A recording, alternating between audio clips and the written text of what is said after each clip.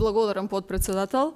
Значи, најпрво, исто како доктор Олга, би сакала да изразам подршка за дадениот предлог од страна на колегите. Меѓутоа, и јас би се осврнала само на една дилема врз основа на ова.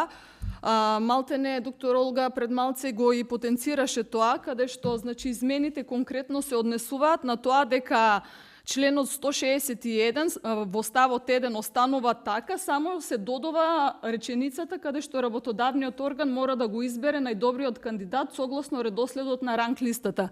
Јас би се осврнала само на овој дел, кој што вели дека доколку има повеќе од тројца кандидати кои што ги исполнуваат условите, се спроведува интервју и се донесува одлука за избор на кандидат.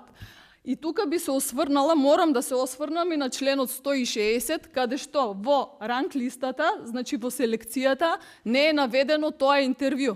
Туку бодирањето се однесува врз основ на просекот од успех и квалификациониот испит кој што е составен од два дела. Значи, бодирањето се однесува конкретно на тие измени, а овде во ставот 1 е наведено дека, мислам и со предложените измени од страна на колегите, си останува да стои тоа дека ако има повеќе од тројца кандидати кои што ги исполнуваат условите, се спроведува интервју и се донесува одлука за избор на кандидатот. Што со тоа интервју? Бидејќи овде останува дека интервјуто не е бодирано и како директорот би го земал во предвид интервјуто после тоа изборот и после обавеното интервју.